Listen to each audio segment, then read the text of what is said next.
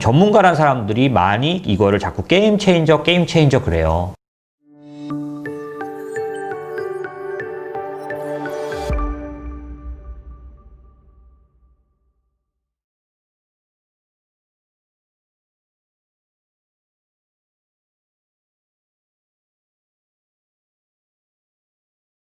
저희가 이제 시장을 이제 보고 투자를 할 때 저는 사이클 얘기를 하잖아요. 그래서 변화가 있는 거에 대한 집중을 좀 해야죠. 그래서 예를 들면 대선 전에 제가 그런 말씀 드렸는데 이제 제가 느끼기엔 1라운드 끝났다라고 얘기를 드렸던 거. 예, 그게 뭐냐면 이제 코로나가 이제 항상 그런 분기점, 그러니까 코로나처럼 아주 급락을 가져오는 커다란 사건, 그러니까 그게 이제 과거에는 2008년 이런 때는 금융위기라는 그런 거였고, 그 전에는 이제 IT 버블이라든지 뭐 이런 그런 건데, 그런 커다란 분기점이 온 다음에 그때부터 이제 사이클의 시작으로 보시면 제일 판단하기가 좋아요.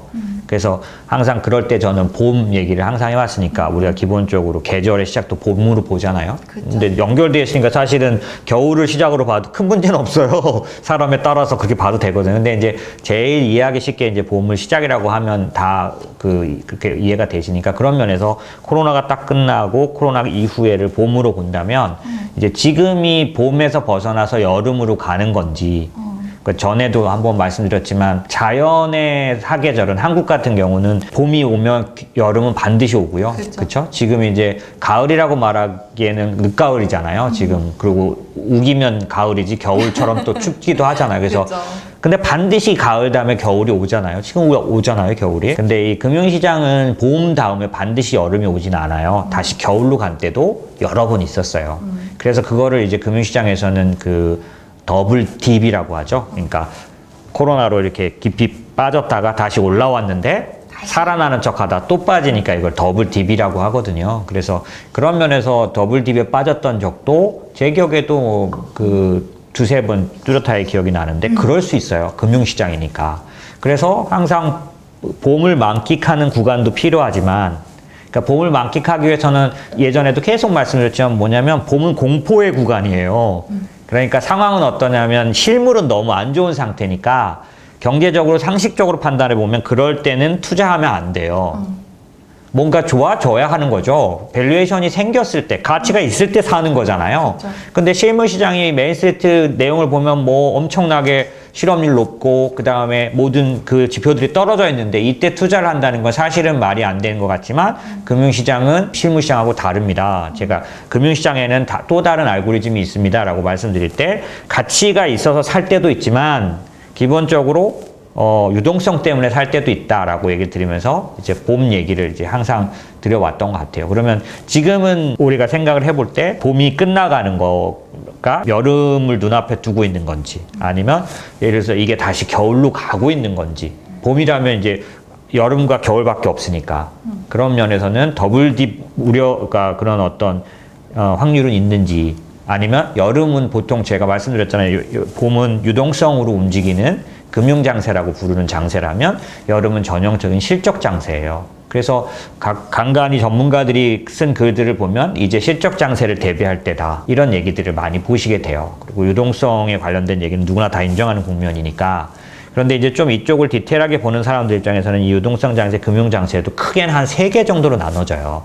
그 일반 분들한테 설명하기엔 2개가 제일 좋고요. 뚜렷하게 이제 3개를 나눌 수 있는 거, 그 미묘한 중간 지점을 설명할 수 있다면 그건 할 수 있는데, 그렇지 않으면 크게 이제 겨울에 아주 끝부분에는 완전 초봄 있잖아요. 꽃샘추위가 있는데 봄, 그런 건가 하면 이제 봄이죠. 완전히 여름 직전의 봄. 이렇게 2개가 설명하기가 제일 선명해요. 그래서 이런 때쯤 되면 사실은 판단해야 한다. 제가 이런 얘기를 지금 시간을 조금 들여서 하는 이유가 뭐냐면, 저는 항상 강조하지만 우리가 지금 어디 와 있냐, 어디쯤 와 있냐, 우리가 어떤 사이클에 와 있느냐를 판단하고 그걸 그 판단하에서 투자하는 게 제 기준으로는 승률을 70에서 80까지 올려줘요. 7, 80%가 여기서 결정나. 사이클에 맞지 않는 투자를 했을 때 일시적으로는 수익이 날 수 있지만 사실 우리가 기뻐할 만큼 또 의미 있는 수익이 나기 어렵거든요. 그리고 사실 우리가 다 공부를 해가지고 투자를 하긴 어려운데, 왜냐하면 기업을 제대로 파악하기조차도 너무 힘들어요. 그 재무제표가 있는 그대로를 말해주면 좋은데 행간들이 있거든요. 보이지 않는 내용들. 그러다 보니까 그런 것까지 캐치하려면 꽤 많이 공부해야 돼요. 그러니까 그런 것보다는 사이클을 판단하고 이런 것들이 더 훨씬 수월하거든요. 그래서 그런 면에서는 오늘도 마찬가지 오늘 아침에 끝난 미국장에서 난데없는 폭탄 같은 일들이 많았어요. 실제로. 근데 이제 그 사실을 우리가 의미 있게 지금 얘기하려는 이유는 전문가란 사람들이 많이 이거를 자꾸 게임 체인저 그래요. 언급을 내일이라도 읽어보시고 오늘도 읽어보셨는지 모르겠지만 게임 체인저라는 건 뭐 거창하게 말하지만 뭐냐면 커다란 변화를 시작하는 어떤 동력이다, 어떤 계기다 이런 말일 거잖아요. 그러니까 어제 나온 화이자의 그 백신 발표가 시장의 변화를 이제 예견하고 그거를 선뜻 가져오는 요인이 될 거라는 뜻으로 게임 체인저가 됐다, 게임 체인저다 이렇게 쓰는 거거든요. 그러면 우리가 생각해 봐야죠. 많은 전문가란 분들이 그렇게 좀 얘기를 했다면 의미가 있을 거잖아요. 그래서 그렇다고 해서 사실 여러분에게 말씀드리고 싶은 건 그거예요. 전문가는 의견을 참고하기 위해서 있는 거지 전문가가 다 맞으면은 얼마나 수월하겠습니까? 그죠? 우리가 따라하기만 하면 되는데 어떤 분들은 뭐 올해 4월부터 뭐 4월 위기설, 5월 위기설, 6월 위기설, 7월 위기설, 8월 위기설, 9월 위기설, 10월 위기설 계속 말했는데 안 왔어. 될 때까지 하는 거지. 그쵸, 맞출 때까지. 그러니까 그런 분들도 전문가가 아닌 건 아니죠. 그죠? 근데 어쨌든 그러다 보니 오늘 전문가들이 많이 말을 했다 그래서 그대로 따를 건 없으니 우리가 오늘 한번 생각을 해보는 건 필요하고 저 또한 부분적으로 얘기를 할 사람이니까 만약에 변화가 왔다면 이런 것들을 나타나야 됩니다라는 저만의 기준이 있을 거잖아요. 저만의 기준을 들어보시고 그게 타당하다라고 하면은 그런 면에서 한번 또 다시 검토해 보시고 또 다른 사람이 내일이라도 얘기한 걸 보는데 또 그 사람도 기준이 있어요? 그러면 그 기준이 의미가 있다면 누구가 더 실제적으로 어떤 의미 있는 판단이었는지는 시장이 계속 말해줄 거예요. 그런 면에서 오늘 어떤 한쪽의 의견을 들어보시는 건 좋잖아요. 결론부터 말씀드리면 저는 화이자 백신에 의해서 시장 변화가 오지 않았다고 보거든요. 게임 체인저라고 말하는 그런 의견에 저는 동의를 하지를 않고요. 다만 앞에 제가 설명드렸던 것처럼 어떤 시장의 사이클이나 어떤 구간이 바뀔 때가 인접했으니까 제가 1라운드가 끝났다고 말한 것처럼 그런 거에 대한 관심을 높여야 할 때는 맞다. 근데 다음에 올 게 백신으로 인한 주도 업종이나 주의 변경이 올 타임은 아닐 것 같다. 그건 한 타임 더 뒤에 있을 것 같아요. 지금 다음에 변화가 온다면 변화가 임박한 것 같긴 한데 변화가 온다면 이거는 말 그대로 봄 장세에선 두 가지가 있어요. 리커버리가 있고 익스팬드 장세가 있거든요. 그러니까 리커버리라는 봄 초반의 장세는 끝났고 이제 확장 국면에 들어간 그런 확장의 국면에서는 어떤 주식들이 변화가 오냐면 경기 민감 관련된 업종들이 좀 이때는 움직이기 시작해요. 그 전까지는 리커버리 장세이기 때문에 유동성으로 움직여도 큰 특징이 대형주 위주, 그 다음에 방어적인 또다시 2차 팬데믹이 와도 실적이 보장되는 주식들이 주로 움직이는 그래서 뭐 필수 소비재 같은 것들이 그런 방어적인 거, 그 다음에 유틸리티라 그래서 자주 말씀드리잖아요. 우리가 아무리 그 코로나 위기가 와서 셧다운에 들어가도 핸드폰 전화를 덜 쓰지 않기 때문에 유틸리티라는 업종이 뭐냐면 그 통신 업종이에요, 주로. 그럼 통신 업종의 이익은 줄어들 일이 없죠. 그쵸. 우리가 아무리 큰 리세션에 빠져도 그게 방어 업종이거든요. 그러면 이제 사실 여러분한테 얘기가 나왔으니까 좀 그런 게 뭐냐면 민감 업종으로 이제 간다고 말씀드렸잖아요. 우리가 이제 다음번 변화가 오면 다음 사이클은 봄으로 말하면 늦봄일 거고 그 다음에 이제 늦봄은 여름을 예감하는 그런 모습이 많아요. 근데 여름은 말씀드렸던 실적 장세거든요. 그래서 전형적인 어떤 어닝으로 가는 장이에요.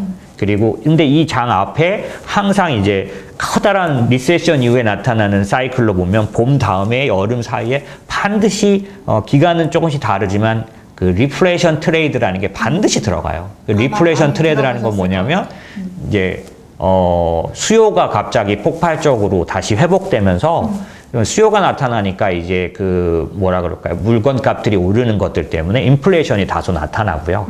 그 인플레이션은 두 가지가 있어요. 그게 뭐냐면 코스트 푸시라 그래서 원유라든지 아니면 뭐 이런 원재료 값이 올라서 원자재가 오르면 그거에 의해서 그 물건의 값을 올릴 수밖에 없는 상황 때문에 오는 그런 코스트, 비용에 관련된 코스트 푸시에 의한 물가 상승이 있고요. 이거를 지나고 나면은 실제로 사람들이 경기가 좋아져서 소비를 많이 함으로 해서, 그러니까 찾는 사람이 많아서 물건값이 올라갈 수 있잖아요. 많이 만들고 또 많이 찾아서 이게 될 수 있는 그런 인플레이션을 뭐라고 부르냐면 디맨드 풀이라 그래요. 이거는 이제 진짜 수요가 끌어주는, 수요가 땡기는 인플레이션이에요. 리플레이션 트레이드는 디맨드 풀까지 이르렀을 때 비로소 말해요. 그러니까 확실히 리플레이션 장세는 수요가 산다는 걸 확인을 했을 때 우리가 인정. 수요 없이 유가 오르고 뭐 원자재 값이 올라서, 그러니까 이렇게 나타날 수 있는 거죠. 공급 사이드가 갑자기 충격을 받으면 물건값이 올라요. 그렇죠. 예를 들어서 근데 코로나를 주의하셔야 봐야 되는 게, 코로나는 지금까지 리세션 중에 제가 경험한 리세션 중에서도 특이한 리세션인데 뭐냐면 수요와 공급이 한 방에 다 깨져버린 이런 일은 잘 없어요. 보통은 수요가 깨져서 공급이 남아 돌아가지고 디플레이션이 오거든요.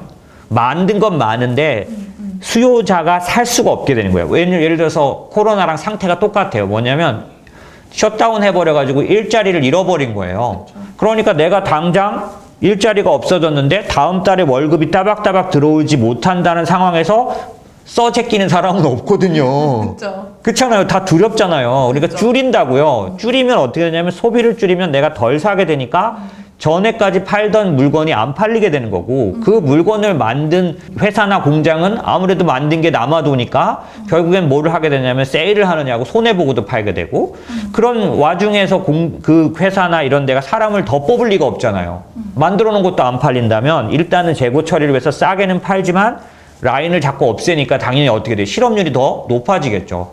실업률이 높아지면 아까 제가 말한 것처럼 실업을 당한 사람이 또 소비를 안 해.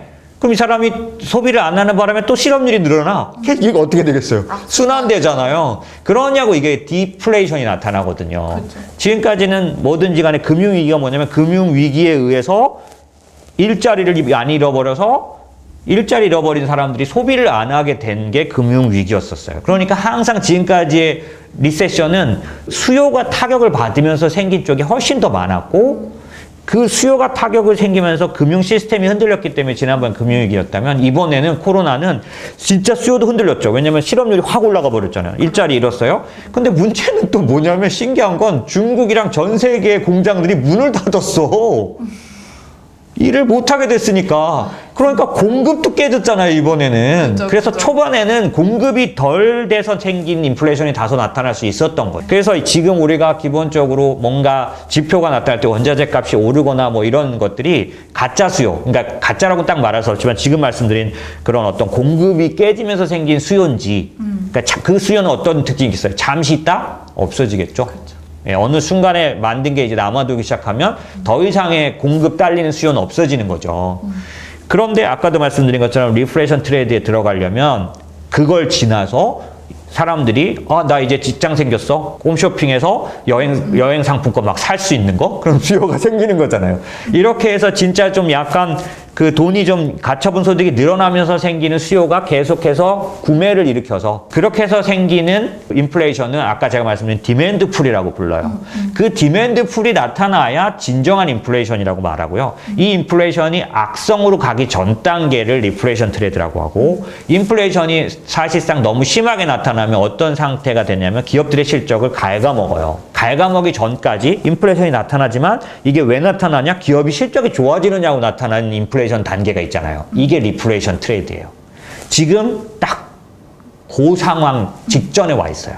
무슨 말이냐면 지금 미국 대선이 왜 이렇게 중요하냐면, 만약에 막 혼전을 거듭될 경우 부양책을 쓸 수가 없게 돼서 오랫동안 막 그렇게 돼버리면 지금 1차 돈을 풀어가지고 생긴 1차 소비를 골든타임에 이걸 다시 살려서 2차 소비가 땡겨줘야 되는데 이걸 못하면 이러다가 그냥 주저앉아 버리는 거죠. 그러면 더블 딥 우려를 가져야 해요. 부양책이 나와야 돼요. 예, 그런데 지금 기본적으로는 아주 양호한 상태. 그러니까 뭐냐면 불복했지만 전 세계가 다 아는 상태니까 그 사람이 아무리 고집스러워도 그렇지 그렇게까지 못 갈 거다. 그리고 아무리 그래봤자 기간 리스크지 결말은 나 있는 거다. 이렇게 생각하니까 사람들이 마음이 편해서 지나간 며칠 동안에 선거 트레이드가 나타났잖아요. 그렇게 보면 어떻게 되냐면 생각대로 이제 바이든이 만약에 이제 제 생각엔 트럼프가 언제 기법을 할지 모르겠어요. 워낙 독특한 사람이라서 옆에서 지금 다 말린다고 하잖아요. 그리고 심지어 부통령조차도 트럼프에 대해서 애들 말로는 이제 땄잖아요. 이렇게. 편 못 들으니까. 네, 그렇게 완전히 딱 돌아선 모습을 보였잖아요. 왜냐면 손절한 거죠. 네, 공화당의 이미지를 계속 깨갈 순 없고 자기도 자 보세요. 4년 뒤에 나와야 되거든요.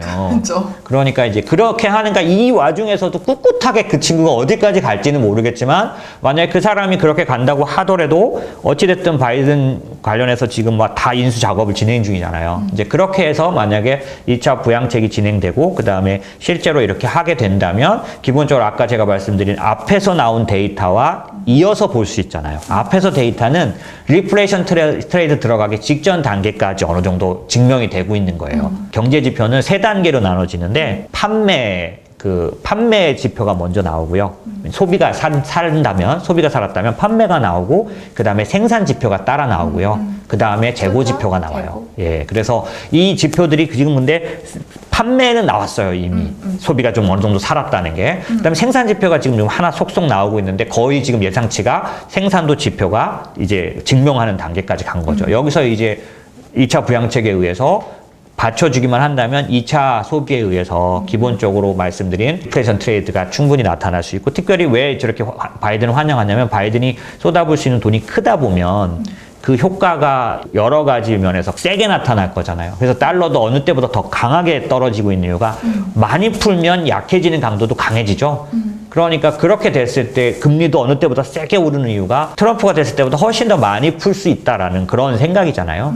그런 부분들 때문에 이제 시장은 다 반영을 하고 있는 거니까 제가 지금 오늘 말씀드리는 건 뭐냐면 이런 식의 리커버리에서 익스펜드로 나아가는 그런 관심을 갖고 우리가 이제 민감주를 사야 될까?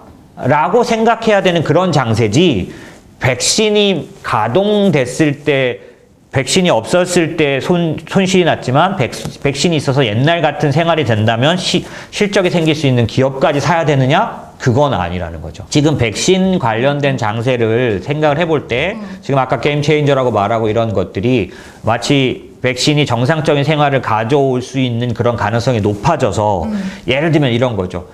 민감주라고 하더라도 약간 구별해서 보셔야 되는 게 여행이랑 항공은 정말로 백신이 정상적으로 모든 가동이 돼서 꺼림없이 해외여행을 할 수 있어야만 회복되는 거잖아요. 그렇죠.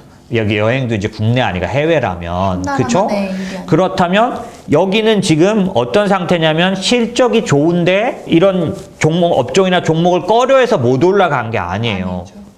그런 데가 있느냐? 있어요. 저한테 물어보신다면 저는 실적이 좋다기보다는 충분히 저평가한 걸 내가 확실히 알겠는데 제가 안 사고 있는 게 있어요. 궁금하시죠? 궁금하면 500원. 네, 뭐냐면 은행 업종이에요. 그렇죠. 은행 업종은 그 코로나가 터졌을 때 연준이 들어와서 딱 다 막아버렸잖아요. 정크도 사주겠다고 하면서 맞아요. 구도를 딱 막아버리는 바람에 원래 어떻게 타격이 오냐면 기업들이 망하면서 건전하던 은행도 부실해지는 거예요. 왜냐하면 그 기업에게 대출을 누가 줬어요? 은행이 주게 돼 있거든요. 그러면 부도가 막 나잖아요. 그러면 은행이 부실해지기 때문에 요즘 은행의 채권 등급이 어때요? 낮아요. 그래서 어떤 고객분이 저한테 이렇게 물어보셨단 말이죠. 아니 이 사람아 지금 어떤 회사에서는 미국의 은행주 JP모건 같은 거를 4% 준다는데 말이야. 뭐 이렇게 말씀하시는 거예요. 그래서 제가 당연하죠. 언제라도 회사가 막 망하기 시작하면 코로나 효과가 나오기 시작하면 그 JP모건은 부실해져요. 그러니까 안다 하는 사람은 JP모건에다 높은 등급을 못 주죠. 등급이 낮으면 당연히 금리가 높은 거 당연하죠. 막 이렇게 했더니 더 이상 대화 안 하셨어요. 근데 제가 말씀드리고 싶은 건 뭐냐면 그런 식인 게 세상 이치인 거예요. 다 이유가 있어요. 금융주가 아직도 나쁘지 않은데 아까 연준이 들어와서 안전하게 만들었기 때문에 시스템이 망가지지 않았어요. 금융위 때하고 달라요. 금융위 때는 금융 시스템이 망가진 맞아요. 거거든요. 당연히 은행주 문제죠.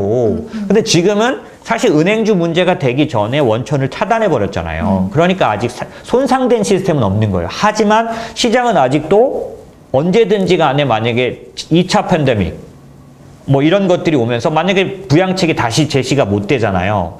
그러면 어떻게 돼요? 아까 말한 부양책이라는 게 개인의 소비만 살리는 게 아니라 회사들도 PPP 같은 프로그램들이 회사를 지금 붙잡아주고 있거든요. 이게 더 제공이 뭔 데서 부도가 나는 회사들이 속출해 보세요. 근데 부도라는 게 얼마나 무섭냐면 한 군데가 부도가 나면 다른 데까지 다 의심을 받으면서 이게 엄청난 회오리가 돼요. 연준이 딱 차단한 게 그거거든요. 이제부터 내가 돈 주고 사줄 테니까 걱정하지 마 만드는 바람에 연준이 돈 몇 푼 넣지도 않았는데 지들끼리 그냥 살아났어요. 살아났다기보다는 안 망해버렸다고요. 그게 효과라는 거거든. 그래서 그런 것처럼 지금 만약에 회사들이 연달아 부도가 나버리면 결국 은행에게 다 와요. 그렇기 때문에 은행을 지금 맘 놓고 좋게만 보지 못하는 부분들이 어느 부분 있는 거고 시장은. 그래서 신용 등급이나 이런 것도 높지가 않은 거고 다만 여기서 이해해야 될 거는 옛날보다 은행들이 연준이 돈을 풀면 그거를 대출로 풀고 있지를 않아요. 금융위기 전에는 이게 돈을 풀면은 그게 갔거든요. 그러니까 대출을 막 확 많이 늘렸는데 지금 얘들이 대출을 더 안 해요. 그럼 뭘 하냐면 미국 국채를 사서 버티고 있는 거죠. 국채로 자기네들의 그 수익을, 그러니까 자기네 구조를 만들어가고 있어서 사실상 은행은 거꾸로 아이러니하게도 안전해요. 더 옛날보다는. 왜? 대출이 많이 나간 부분이 적어요. 그리고 반대로 어떤 효과가 있냐면 지금 연준이 아무리 돈을 풀어도요. 연준이 지금 돈을 풀지 않고 뭘 하고 있나요? 재정정책 해야 된다고 계속 말하죠. 맞아요. 풀 돈이 없어서가 아니에요. 돈이 많은데 지금 돈을 풀어도 좀 전에 말씀드린 것처럼 은행들이 옛날처럼 이거를 그 신용으로 내보내질 않아요. 그러니까 살리는 효과가 이런 코로나 이런 사태에서는 정말 작아요. 그래서 뭐만 올려요? 주식만 올리고 돈 있는 사람들의 금융자산만 높게 만든다. 뭐 이거 제가 좀 안 좋은 표현인데 이런 얘기들을 하는 이유가 연준이 자꾸 돈을 안 쓰려고 하는 게 아니라 효과가 적다는 걸 금융위기 때 이들은 경험한 거예요. 10년 돈을 풀면서 은행이 끌어안고 있으면 효과가 없더라. 이런 거예요. 그래서 현재는 지금 제가 말씀드린 것처럼 은행에 대해서도 기본적으로 은행주는 사실 실적이나 이런 거에 비해서 값이 지금 안 올랐어요. 오늘 은행주 많이 올랐잖아요. 맞아요. 이유가 뭐예요? 금리가 빨리 뛴다라는 것 때문에. 은행이랑 보험이랑 뭐 이런 하여튼 이런 금융업종은 금리가 무조건 높아야 되는 게 아니라 단기 금리와 장기 금리 차이가 많이 나야지 이 구조가 좋아져요. 왜냐하면 이 사람들은 돈을 받아가지고 빌려주잖아요. 이 빌려주는 이 이자가 높아야 얘를 이자를 채워주고도 남잖아요. 이게 역전되면 어떻게 돼요? 역마진이에요. 제로금리 되면 어떻게 돼요? 은행은 죽었다 싶은 거예요. 예, 그래서 기본적으로는 지금 같은 구조, 10년물, 20년물이 막 세게 오르고 2년물이 낮은 이 구조가 은행들한테는 좋은 거고 얘가 세게 오를수록 마진율이 좋아지는 거예요, 은행은. 그래서 오늘 아침에 많이 오른 거거든요. 그런 면에서 볼 때 제가 말씀드린 것처럼 은행주는 싼 거 잘 알겠어요. 배당으로 왜냐면 미국 은행주는 우리나라 은행주는요, 뭐가 나쁘냐면 튼튼한 건 미국 은행보다 더 튼튼해요. 왠지 아세요? 배당도 안 주고 자사주 매수도 안 했으니까. 그런데 그 점 때문에 얘가 매력이 떨어지는 거예요. 미국 은행주는 엄청 배당해요. 그러니까 배당률도 높은데 지금 값도 안 올랐잖아요. 이렇게 좀 모두가 두려워하는 것 때문에. 그래서 지금 저평가인 거 제가 볼 땐 맞아요. 그래서 안전하게 산다면 저는 미국 은행주 사겠어요. 근데 저는 그렇진 않은 이유는 전 다른 이유예요. 뭐냐면 금융도 전 구경제라고 봐요. 그러니까 은행도 구경제라고 봐요. 구경제. 예. 올드. 예. 왜냐면 저는 그 은행도 기술주 시각으로 바라봤을 때 핀텍 금융회사가 제가 볼 땐 금융인 거예요. 이제 앞으로 성장하는 금융인 거예요. 어딘지 예를 들어볼까요? 페이팔이라든지 비자, 그 다음에 요즘 제가 스퀘어. 스퀘어. 이런 것들을 저는 사고 싶지. 좋죠. JP 모건이니 뭐 이런 웰스파고 같은 데들이 저평가인 건 알겠지만 저는 선뜻 손이 안 나가요. 어쨌든 지금 그런 것처럼 기본적으로 현재 못 오른 기업의 주식에 관심을 갖는 건 반드시 필요한데 왜냐하면 색깔이 바뀔 거거든요. 이제 사이클은 바뀌고 있어요. 근데 그게 백신으로 인해서 아까 말씀드린 것처럼 백신이 진짜로 모두에게 퍼졌을 때만 이익이 날 수 있는 회사는 좀 피해야 된다. 아직까지는. 아까 제가 똑같은 저평가라도 은행 저평가와 항공주 저평가는 다르다. 항공주는 아직 좀 멀었다. 현재 저평가가라고 할 이유가 없는 게 실적이 진짜 안 좋은 거예요. 그런데 이런 것들이 오늘 같은 날 막 많이 오른다고 해서 시장의 색깔이 바뀌었느냐? 그렇게 볼 수는 없다. 다만 정말로 이 시장의 포트폴리오를 준비하는 사람들은 타이밍은 각각의 판단에 맡겨야 되겠지만 다음 라운드에서는 뭘 사야 될지는 결정해 놨어요. 저도. 그래서 저는 오늘도 저희 직원하고 이제 김대리하고 얘기를 하면서 제가 말했죠. 내가 생각하는 전문가는 지금이 사야 돼. 지금 이런 걸 말하는 사람이, 제가 존경하는 사람들은 타이밍은 어떤 경우는 절대 규정하려고 하지 마라라고 하고, 그 대신 그 사람들의 전문성은 어디 나오냐면, 만약에 이번 타이밍은 지금인지 아닌지는 모르지만 사야 될 거에 대해서는 전문성이 높은 사람들, 뭘 사야 되는지에 대한 논리는 확실하고 그거에 대한 판단은 나중에 봐도 평가했을 때 저희는 스스로 평가할 수밖에 없는 게 고객들에게서 다 나와요. 뭐 다 보일 수밖에 없어요. 그래서 제가 봤던 게 제대로 맞았는지, 그건 뭐냐면 길게 올라가야죠. 그쵸? 그리고 세게 올라가야죠. 결국 합치면 많이 올라야 될 거 아니에요. 그죠? 잠깐 있다가 있으면 옛날에 그런 사람들 많았어. 내가 사라 그랬잖아. 단 하루 오른 거를 지가 맞췄다고 하면 안 되잖아요. 그죠? 그리고 우리 고객들은 기본적으로 권유드리고 바로 오케이 그냥 바로 살 수가 없어요. 검토하는 시간이 필요하거든. 그러니까 들어가는 것도 늦을 테니 나올 것도 충분히 오래 오르지 않으면, 들어갈 때 늦었는데 짧으면 어때요? 맨날 실패지. 들어가고 빠지니까. 그죠? 그게 저희는 길게 보는 사이클이 반드시 필요한데, 그렇게 봤을 때 지금 저희는 뭘 사야 될지는 정해놨어요. 다만 언제 그거를 실행하느냐는 실제적으로는 그렇게 그 타이밍을 맞추는 게 전문가라고 생각하진 않죠. 이제 어떤 시즌이 올 거라는 거, 그 시즌에는 뭘 사야 효과적이라는 거, 이런 것들을 보는 거고, 다만 그렇다고 해서 타이밍을 보지 않는다 그래서 오늘 일어난 변화에 대해서는 난 관심 없어 뭐 이런 건 아니라는 거죠. 단지 오늘 일어난 변화가 진짜 어떤 물갈인지를 판단하는 일은 하루 종일 내일도 계속해야 할 일인데, 만약에 오늘 상당히 인터넷을 통해서 여기저기서 관심이 되고 있는 백신에 관련된 시장 변화로 보려고 한다면 저는 그렇진 않다고 본다. 왜냐하면 현실적으로는 오늘 화이자 백신은 의미가 굉장히 있었어요. 그러니까 화이자의 대표가 게임 체인저란 말을 했더군요. 그 사람이 말한 게임 체인저는 뭐냐면, 백신 중에서 지금까지 나온 것 중에 우리는 90%나 효과를 그쵸, 보인 맞아. 진정한 게임 체인저야. 이렇게 말한 거지, 시장의 업종을 바꿔놓는 게임 체인저란 뜻이 아닌데, 전문가들은 그 말을 듣고 그 말을 여기다 썼어요.